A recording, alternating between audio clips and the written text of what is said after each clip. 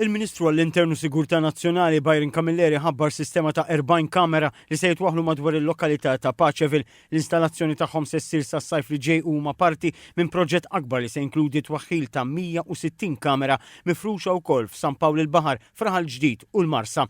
Is-sistema b'ħidma konġunta bejn il-lesa u l-Korp tal-Pulizija se tiswa total ta' 2 miljun euro li morru mhux biss għall-kameras imma wkoll għall-kamra tal-kontroll minn fejn il-Pulizija jkunu jistgħu jassu dak li jkun għaddej fit-toroq. Li meta wieħed bħalma kellek il-body cams iġibu ċertu ammont ta' deterrent, però wkoll li inti jkollok sorveljanza 24/7 f'realtà bħal-mija ta' Paċeville li hija totalment differenti biż-żoni l-oħra tal-pajjiż, ser ikollok mhux biss id-deterrent imma wkoll il-Korp tal-Pulizija li jkollu l-kapaċità illi jiddeċiedi u jieħu azzjonijiet immedjati. Kompla jgħid li dan il-proġett jingħaqad ma' inizjattivi li jaħsbu f'sistemi ta' sigurtà proattivi u mhux reattivi b'wieħed mill-akbar eżempji jibqa' x-xogħol tal-Pulizija tal-komunità.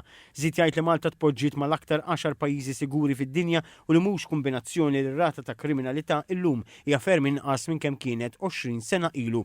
Huwa qal li dawn il-kameras se jwasslu għal azzjoni aktar immedjata mill-Pulizija blan li twassal għal azzjoni aktar informata wkoll. Kenneth Haber, deputat kummissarju tal-Korp tal-Pulizija, jiddeskrivi dan il-pass bħala tajjeb għax se jgħin għall-prevenzjoni imma wkoll fl-investigazzjoni ta' reati. Ta' min jgħid li bħalissa ikonna nduru għand l-istabilimenti li għalkemm dejjem sibna kollaborazzjoni assoluta minn għandhom, issa se jkollna s-sistemi tagħna wkoll li din ħatejn u ħatħaffef il-proċessi ta' xogħol ukoll.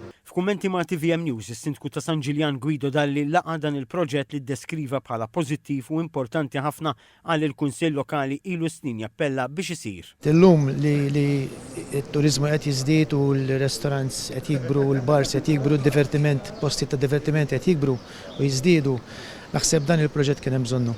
Is-sur Dalli qal il-kriminalità diġà qed tonqos u tama li tibqa' nieżla permezz tal-kameras żvela wkoll il-Kunsill se jibda diskussjoni mal-lesa biex dawn il-kameras jintużaw ukoll kontra l-abbuż marbut mal-iskart. Preżenti għal din il-konferenza tal-aħbarijiet kien hemm iċ-Chairman tat-Town Centre Management for Paċeville, Philip Fenek, u rappreżentanti oħrajn tal-Kunsill Lokali.